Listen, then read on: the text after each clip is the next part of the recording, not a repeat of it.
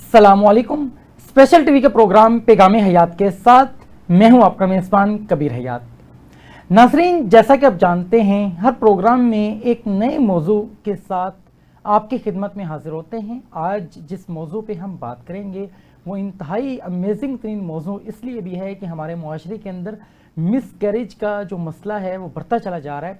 Miss carriage के बहुत से केसेस रिपोर्ट होते हमें दिखाई देते हैं, और अगर हम रिपोर्ट्स की बात करें तो 1000 में से 39 मिस कैरेज हो रहे होते हैं ईयरली बेसिस के ऊपर। ये वो स्टेट्स हैं जो कैलकुलेटेड हैं और वो स्टेट्स हैं जो रिपोर्ट होते हैं। और बहुत सी ऐसी हमारी फीमेल्स हैं, बहुत सी ऐसी फैमिलीज़ हैं दही एरियाज़ के अंदर, ये तमाम तर चीज़ें जो हैं वो रिपोर्ट नहीं हो पाती हैं। और इसके अलावा मज़ीद हम देखते हैं डिलीवरी के पॉइंट ऑफ व्यू से कि जब बच्चे की डिलीवरी हो रही होती है तो 1 लाख में से 150 के करीब जो माएँ हैं वो अपनी जान से हाथ धो बैठती हैं।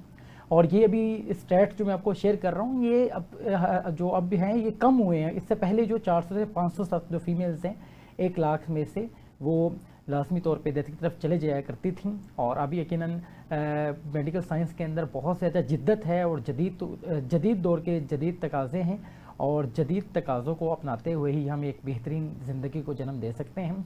हमारी ज़िंदगी आसान से आसान तर होती चली जा रही है। शहरी एरियाज़ की अगर हम बात करें तो हमारा जो मैक्सिमम टाइम है वो सहल तरीन एक्टिविटीज़ करते गुजरता है।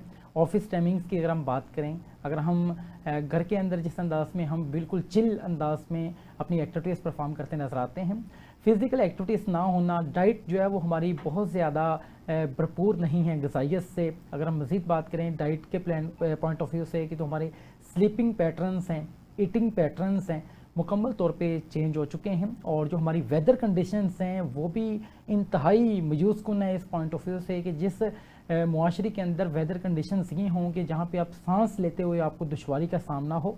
Lahore most polluted city in world भी जो है वो रह चुका है, और हर साल हम देखते हैं कि स्मोग है, फिर फॉग है, और इस तरह के बहुत सी चीज़ें हैं जो डेली बेसिस के ऊपर कहीं ना कहीं पे हम एक्सपीरियंस कर रहे होते हैं।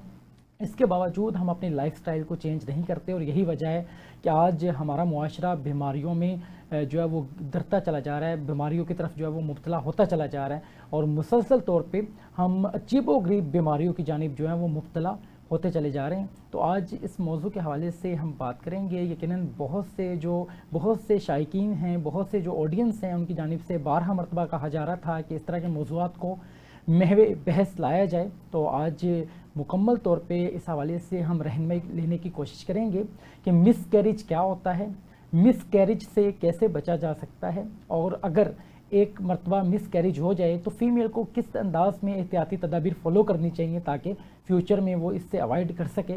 फर्दर हम ये जानने की कोशिश करेंगे कि डिलीवरी के दौरान जो मदर्स की डेथ हो जाती है इसकी वजूहात क्या हैं और इसको कैसे मिनिमाइज़ किया जा सकता है।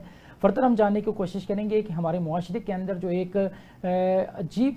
अजीब सी मिथ है कि बेबी कंसीव करने के पॉइंट ऑफ व्यू से तमाम तर जो ब्लेम है वो हम फीमेल पे डाल रहे होते हैं, लेकिन मेडिकल साइंस इसके बिल्कुल ऑपोजिट जो है वो बात करती है कि इसके अंदर मेल का भी बहुत अहम किरदार अदा कर रहा होता है।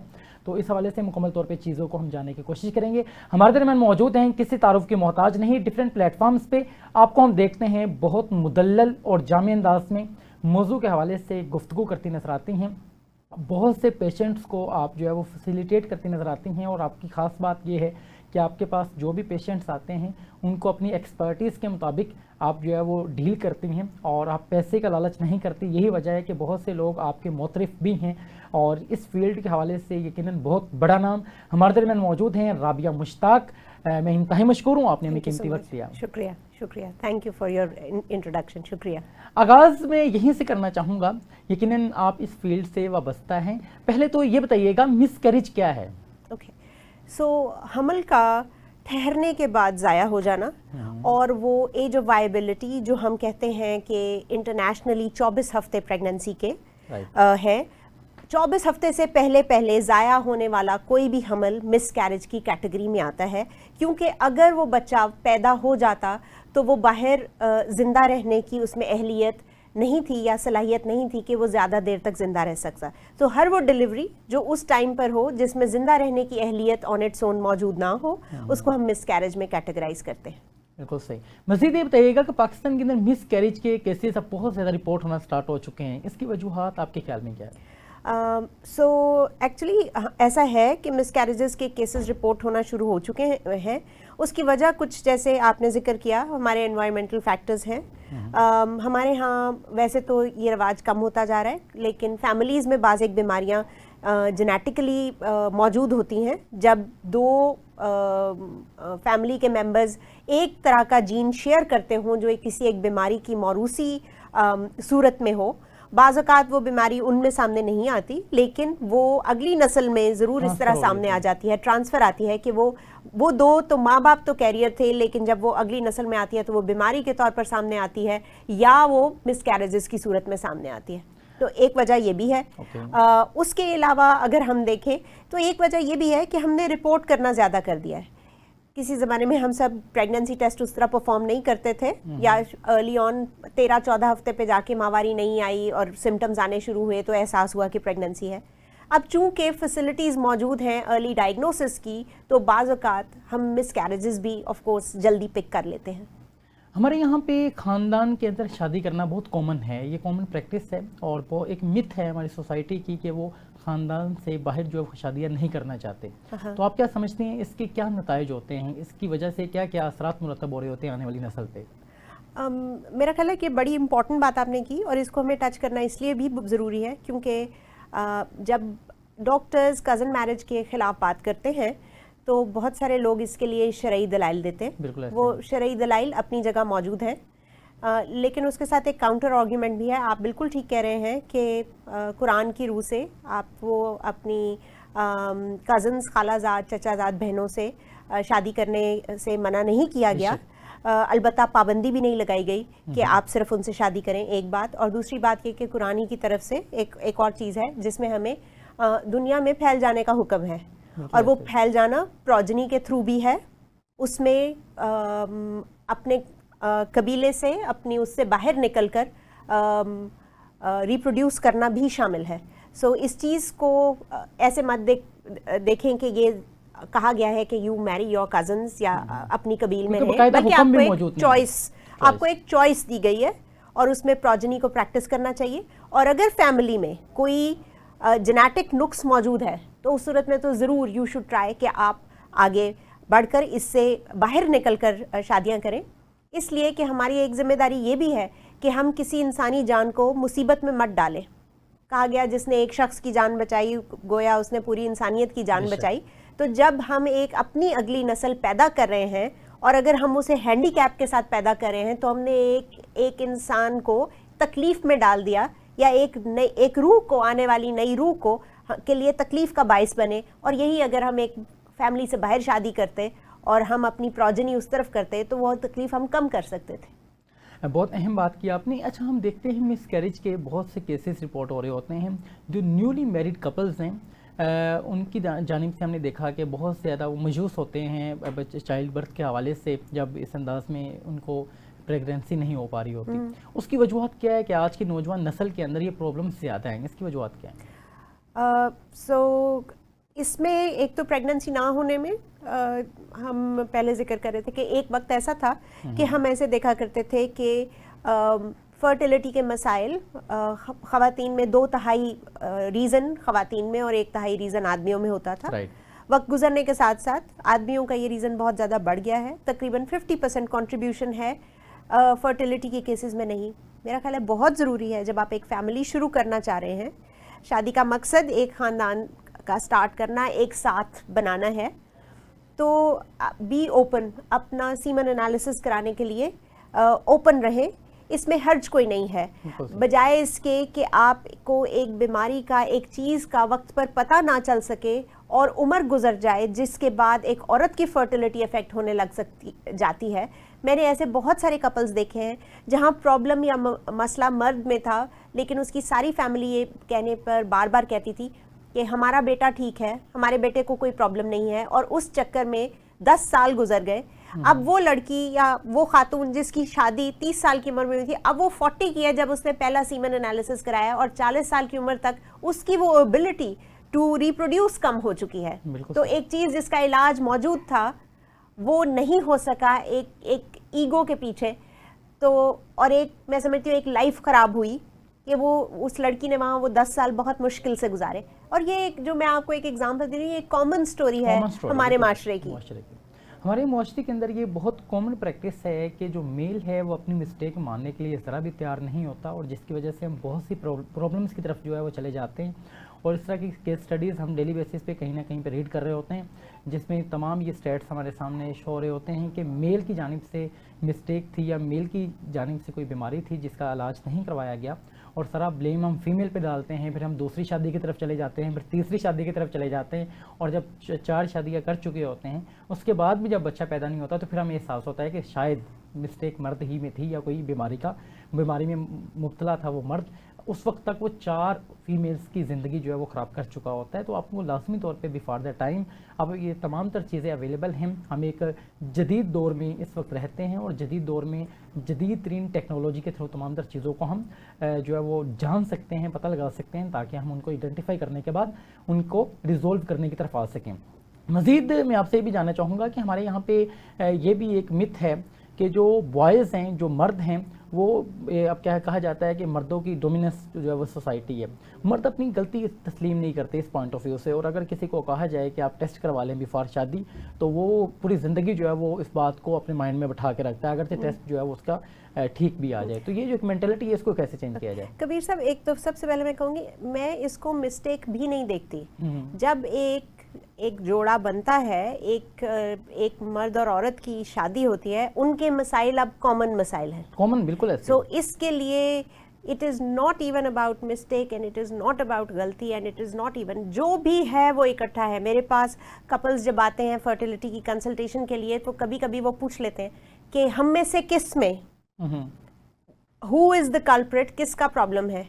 तो मैं उनसे कहती हूँ कि मुझे ये पता है कि बच्चा नहीं हो रहा, ये आप दोनों के लिए एक मसला है। That's how it is. जब तक हमारे माशरे की ये सोच ऐसे नहीं होती कि ये जो नया ख़ानदान बन रहा है, ये 2 लोग एक नया ख़ानदान शुरू करने जा रहे हैं, एक नई फैमिली शुरू कर रहे हैं, एक सोशल जिम्मेदारी निभाने जा रहे हैं, जब तक हम इसको ऐसे नहीं देखते ये इश्यू सॉल्व नहीं हो सकता। अगर हम, और दूसरा मैं अक्सर अपने जो मेल पेशेंट्स होते हैं मैं उनसे कहती हूँ, देखें आप जब तक टेस्ट नहीं कराएंगे तो ये सवाल उठता ही रहेगा, 1 साल 2 साल हर कोई कहता रहेगा। आप एक बार टेस्ट करा लें, there is a good chance कि वो टेस्ट की रिपोर्ट नॉर्मल होगी, आपको दोबारा कोई छेड़ेगा नहीं, आपको कोई दोबारा नहीं कहेगा कराने को। तो एक बार मुंह बंद कर दीजिए, करवा लें और उससे जान छुड़ा लीजिए, ताकि हमें पता चले। और अब वाकई मेडिकल साइंस इतनी आगे चली गई है कि वो लोग जिनके सीमन एनालिसिस में बाज़ औक़ात स्पर्म नहीं आते, अगर उसकी वजह टेस्टीज में नहीं है बल्कि उसकी वजह कोई ऑब्स्ट्रक्शन है, उसकी वजह कोई जिस्म में हार्मोन की कमी है,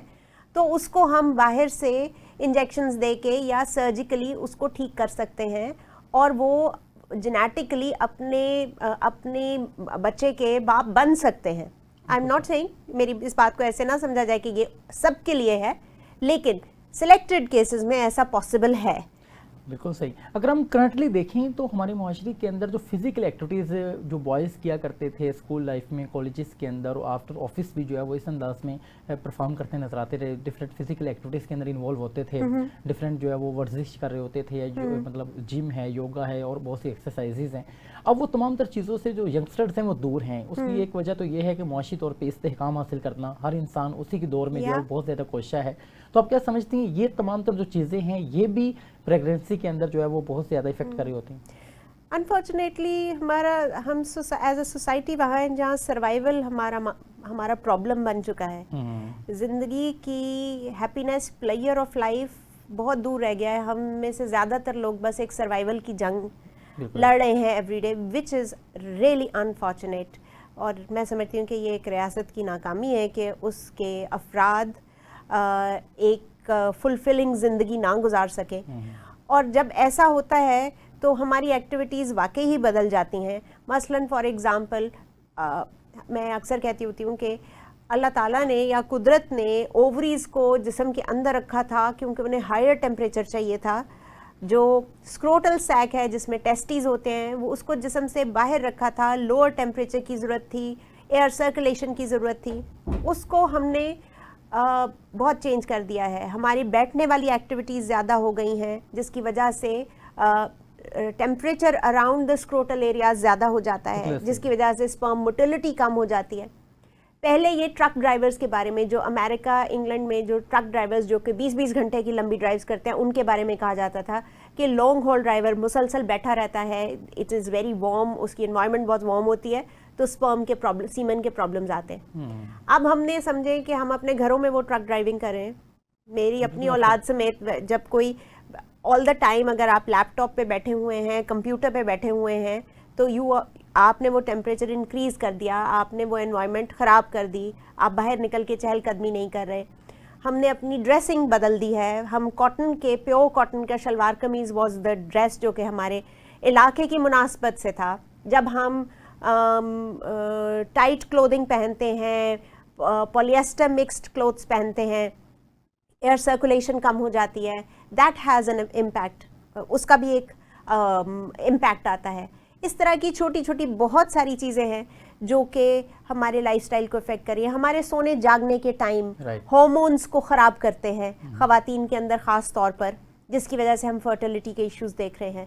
फास्ट फूड, इमेजिन कि जो रैपिंग पेपर, जिसको हम बटर पेपर कहते हैं, जिसमें बर्गर या शवारमा लपेट के आता है, देयर आर स्टडीज़ जो शो करती हैं कि इसका भी इम्पैक्ट होता है स्पर्म क्वालिटी पे। माइक्रोवेव में उस पेपर को रख के गर्म करने से आपने वो केमिकल्स को बॉडी में स्टिमुलेट कर दिया।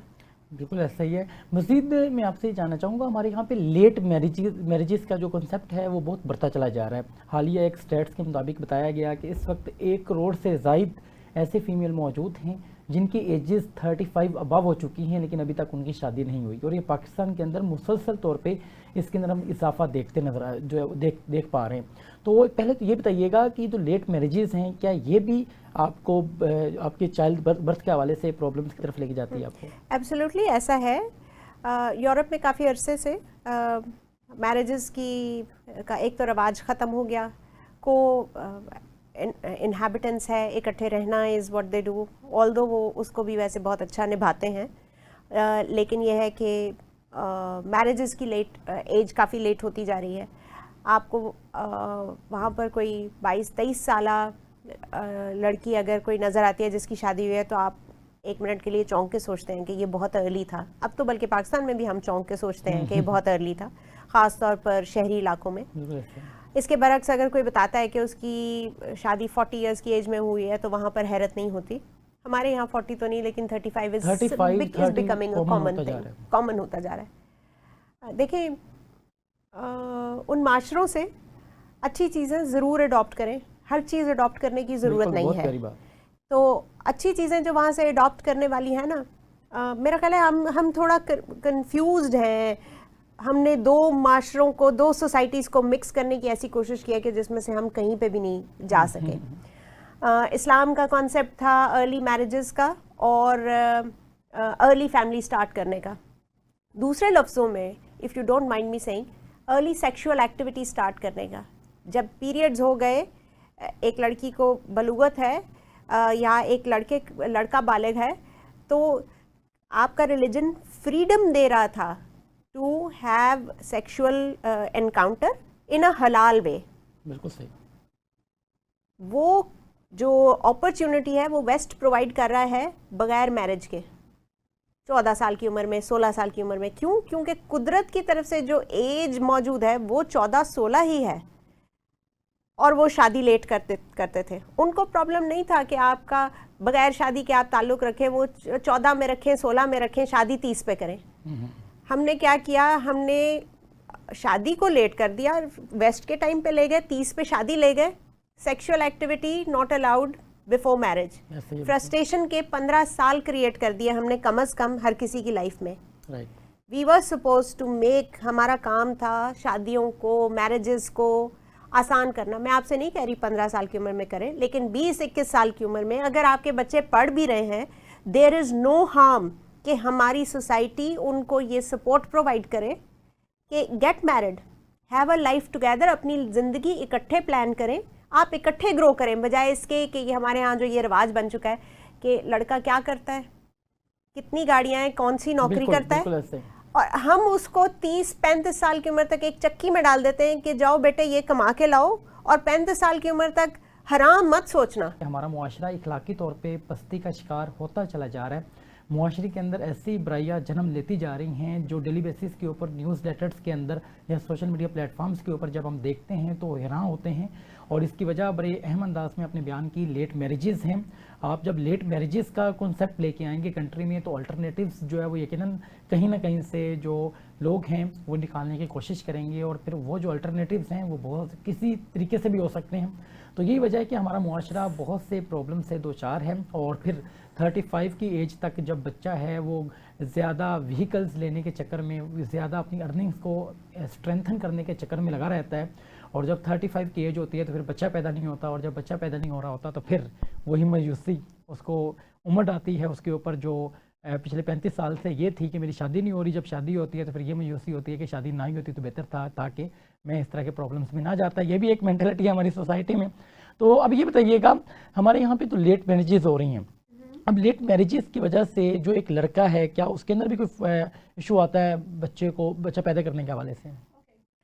सो बेसिकली हम ये कहते हैं कि फर्टिलिटी के पॉइंट ऑफ व्यू से अगर मैं सीमन और एग की क्वालिटी के हिसाब से बात करूं तो अनफॉर्चुनेटली और फॉर्चुनेटली जो एग की क्वालिटी है उस पे इम्पैक्ट एज के साथ बहुत जल्दी आता है। योर बेस्ट क्वालिटीज़ 30 साल की उम्र से नीचे एग की क्वालिटी बहुत अच्छी है, 35 तक एक्सेप्टेबल, हाँ जी, ख़वातीन के लिए 35 साल तक एक्सेप्टेबल, 35 के बाद डिटीरियर करनी शुरू करती है, 40 के बाद एग क्वालिटी काफ़ी पुअर हो जाती है। अब इसके पीछे भी कुदरत की एक अपनी खूबसूरती शामिल है, क्योंकि बच्चे पैदा करना एक कम्बरसम जॉब है, 9 महीने का एक टाइम पीरियड, उसको उठाना, उसको कैरी करना। तो कुदरत को पता था कि रेस्ट चाहिए, एक औरत कैन नॉट कीप डूइंग, सारी ज़िंदगी के लिए ये नहीं कर सकती, तो उसको एक पीरियड देके उसके बाद उसको रेस्ट प्रोवाइड किया गया। इसके बरक्स आदमियों को स्पर्म की जो क्वालिटी है वो बहुत देर से इफेक्ट होती है। 55 साल की उम्र तक स्पर्म क्वालिटी में बहुत कम फर्क आता है विद एज। 55 ईयर्स के बाद स्पर्म क्वालिटी में इम्पैक्ट देखा गया है। और इसी तरह जो है, इसलिए मर्द जो है 4 शादियां भी कर सकते हैं, 30 की एज में कर लें, 20 में, 40 में, 50 में, भले कर लें, पर 4 फैमिलीज को अच्छी तरह पालें और उनकी जिम्मेदारियां निभाएं, जरूर करें। बिल्कुल सही। मेडिकल पॉइंट ऑफ व्यू से ये साबित हो चुका है कि मर्द वाकई ही शादी कर सकता है और 10-10 साल के वक्फे से लाजमी तौर पे वो ये एक्टिविटी करे, लेकिन इसके साथ साथ जो फ़राइज़ हैं उनको भी अदा करें। फर्दर मैं ये जानना चाहूँगा, हमारे मुआशरे के अंदर जो बॉयज़ हैं, जैसे आपने कहा कि मुआशरा जो है बॉयज़ के ऊपर एक प्रेशर है, सोसाइटी का प्रेशर है, मुआशी तौर पे इस्तेहकाम हासिल करने का प्रेशर है, स्टडीज़ के पॉइंट ऑफ व्यू से ग्रेड्स का प्रेशर है, यूनिवर्सिटीज़ के अंदर स्टे करने के लिए CGPA अच्छा लेने का प्रेशर है ताकि स्कॉलरशिप्स वगैरह इनटेक कर सकें। तो इन तमाम तर प्रेशर्स को वो बियर कर रहा होता है। हाँ। और एट अ टाइम उसको रिलैक्सेशन भी कहीं ना कहीं चाहिए, तो अपने आप को रिलैक्स करने के लिए कुछ ऐसी एक्टिविटीज़ कर रहा होता है जो बॉयज़ में हमारे मुआशरे में कॉमन है। हाँ। हैंड प्रैक्टिस के पॉइंट ऑफ व्यू से और बहुत सी ऐसी एक्टिविटीज़ हैं। तो बताइएगा कि ये तमाम तर चीज़ें कितना ज़्यादा डैमेज कर रही होती हैं शादी के बाद आपको? देखिए, सबसे पहली तो जो बात आती है ना, दी हेल्दी एक्टिविटीज़ का आउटलेट ना प्रोवाइड होना एक सोसाइटी में, एक माशरे में एक बहुत बड़ा प्रॉब्लम है। आपकी एनर्जीज़ का फोकस करने के लिए आपको आउटलेट्स नहीं प्रोवाइड किए गए। मसलन इवन स्पोर्ट्स, एक स्पोर्ट में एक्सेल करना, किसी फील्ड में एक्सेल करना। देखिए, ये जो है ना, एक जस्ट हैविंग सेक्स या सेक्सुअल एक्टिविटी, ये एक ह्यूमन बीइंग की लोएस्ट फॉर्म है जहां उसका प्लेयर सिर्फ इस पे है। इससे ऊपर की अगर आप देखें, जितना एक इंसान रिफाइंड होता जाता है तो उसके इंटरेस्ट और बढ़ते जाते हैं। अगर हम मैं I am bringing religion again इसके अंदर, प्लेयर को हम किसी के साथ जो है वो अल्टरनेटिव हो सकता है, इसका प्लेयर का अल्टरनेटिव कोई और? देखें, जब कहा जाता है कि जो वॉरियर, एक हमारे मज़हब में एक जो हमारे रिलीजन में जो एक मर्द वॉरियर है, a good warrior is so focused, वो इतना फोकस्ड है अपने क्राफ्ट में और अपनी जंग की तैयारी में कि उसको औरत और उसको ये बाकी सारी चीज़ें बहुत सेकेंडरी फील होती हैं। सो अपनी चीज़ों में फोकस करना और डायरेक्शन देना बहुत ज़रूरी है। जब एक माशरा डायरेक्शन लेस हो और आपके बच्चे को यही नहीं पता उसका इंटरेस्ट क्या है, वो क्या फॉलो करेगा, वो क्या करेगा, वो कंफ्यूज्ड है, and that is basically start from the confusion. मैं कपल से डील करती हूँ, मैं उनको भी जानती हूँ जो एक्सेस ऑफ सेक्सुअल थॉट्स और उसकी वजह से समझते हैं कि उनकी ज़िंदगी का महवर ये बन गया और ज़िंदगी की क्वालिटी ख़राब हो गई।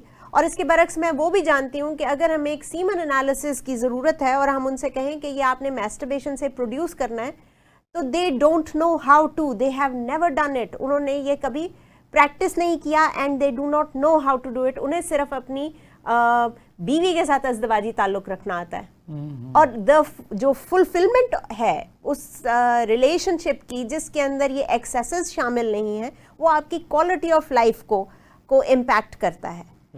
और जो आप दूसरी बात करें कि ये शादी के बाद कैसे इम्पैक्ट करता है, देखें ये सारी पोर्नोग्राफी और ये सारी चीज़ें देखने के बाद जो आपके जहन में जो एक इमेज बनता है कि ये परफेक्शन ये होनी चाहिए, वो परफेक्शन आपको रियल लाइफ में नहीं मिलती। आपकी सेटिस्फेक्शन फिर रियलिटी से नहीं होती, आपको रियलिटी सेटिस्फाई करना बंद कर देती है, और ज़िंदगी का एक इम्पॉर्टेंट एस्पेक्ट है जिससे आप लूज कर देते हैं, क्योंकि आपने एक टारगेट वहाँ सेट कर लिया जो कि अचीवेबल नहीं है। और आपने ये ज्यादती सिर्फ अपने साथ नहीं की, ये ज्यादती आपने अपने उस पार्टनर के साथ भी किया, ये ज्यादती आपने अपनी बीवी के साथ भी की है, जिससे आप वो लेवल एक्सपेक्ट करें, बिकॉज आपने वो देखा है। जिंदगी में फोकस नहीं था इनिशियली, ये नहीं पता था जिंदगी में करना क्या है, what needs to be a good hockey player, be a good squash player, be a good, एक अच्छा स्विमर बने, मुल्क का नाम रोशन करें।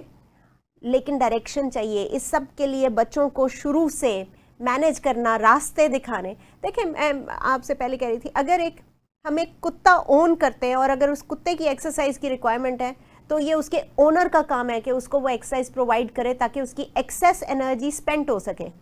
तो क्या आपने बात की, और ये हमारे मुआशरे को अगर हम देखें, हमारा मुआशरा इस वक्त किस समत जा रहा है।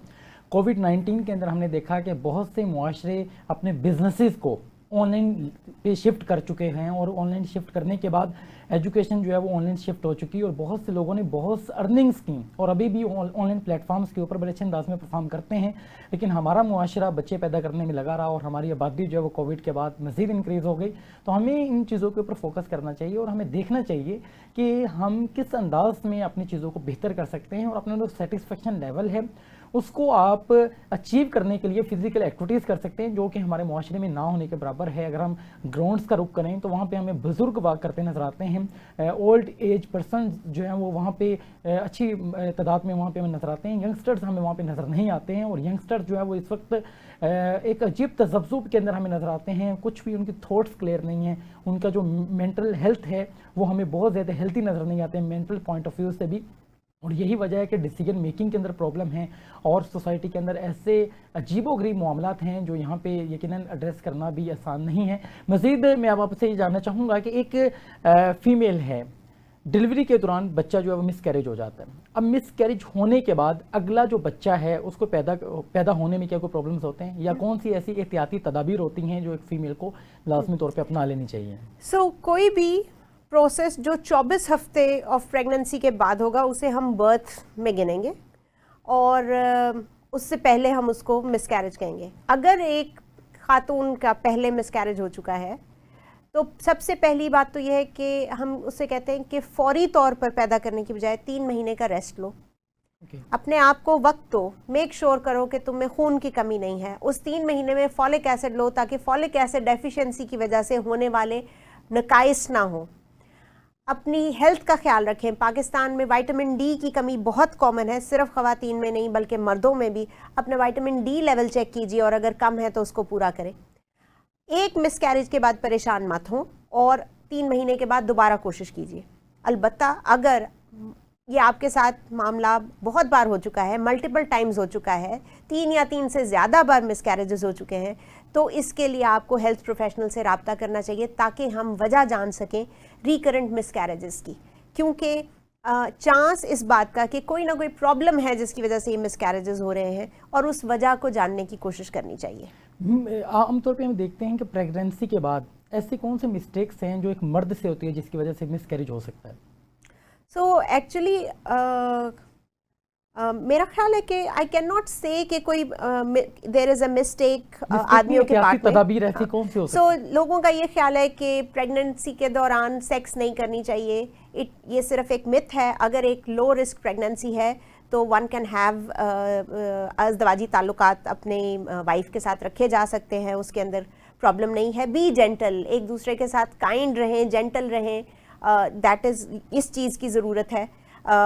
बाकी देखिए उसकी खुराक का ख्याल रखना, मेक श्योर करना कि शी हैज़ वो इस स्टेट में मौजूद है कि वो एक और लाइफ को दुनिया में लेके आए। हमारी एज अ सोसाइटी हमारी हाइट्स कम हो गई हैं।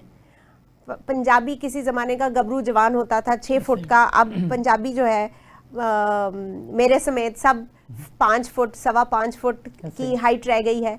हमारी डाइट्स ठीक नहीं है, सूरज से एक्सपोजर नहीं है, एक्सरसाइज नहीं है, विटामिन डी की कमी है, बहुत सारी ये चीज़ें हैं जिनका ख्याल रखने की ज़रूरत है। वो औरत आपकी नई नस्ल परवान चढ़ा रही है, सोसाइटी के लिए एक बहुत बड़ी सर्विस प्रोवाइड कर रही है, तो उसका ख्याल रखना, उस टाइम में उसको डेयरी प्रोडक्ट्स प्रोवाइड करना, दूध दही पनीर का इस्तेमाल करना, ये चीज़ें बहुत अहम हैं जो शायद मिस हो जाती हैं। मानी हमल के हवाले से बहुत सी चीज़ें हैं जो मार्केट के अंदर इन भी हैं और बहुत से लोग यूज़ भी करते हैं, क्या इनके नुकसानात हैं?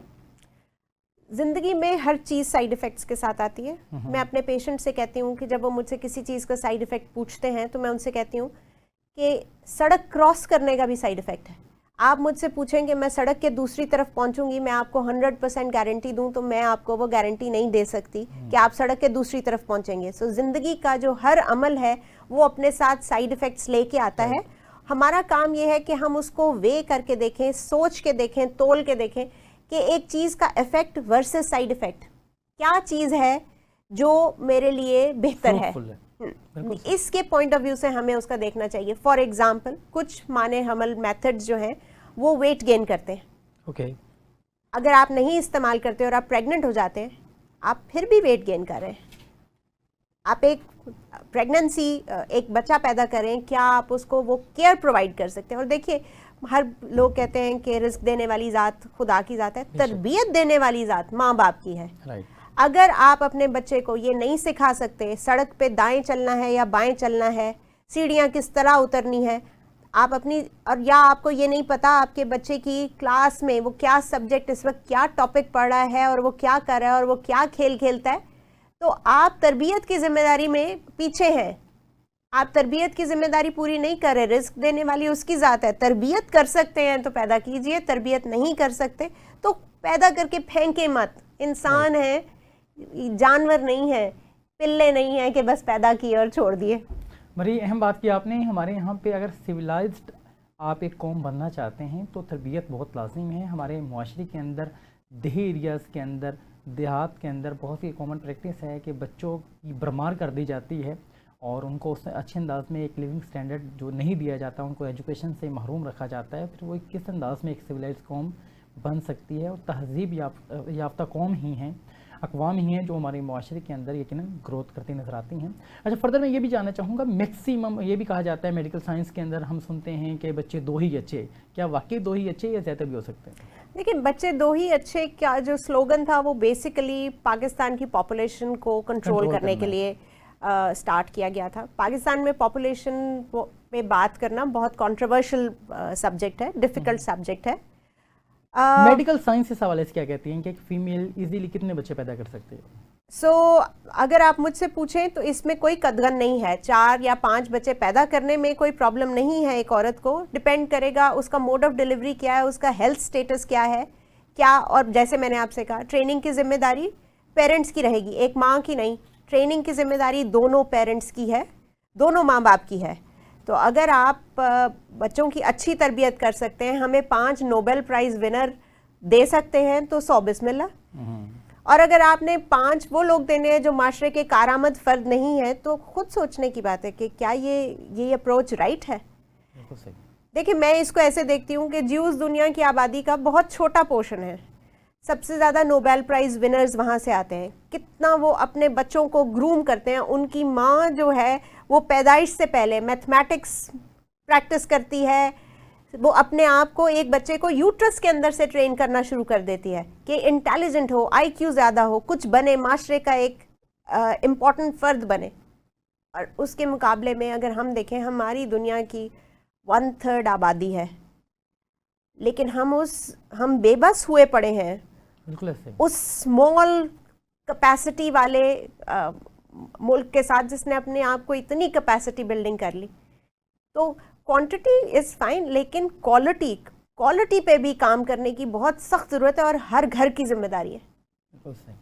हमारे माशरे के अंदर ये एक कॉमन प्रॉब्लम है कि हम देखते हैं कि हमारे माशरे के अंदर एक अजीब सा अंदाज़ है कि जो स्पेसिफ़िकली बहुत से जो कपल्स हैं वो बस इसी प्रेशर की वजह से, कि सोशल प्रेशर होता है कि जल्दी बच्चा पैदा किया जाए, मींस के आपकी शादी के बाद जो है वो एक्सपेक्टेशंस होती हैं आपकी फैमिली की।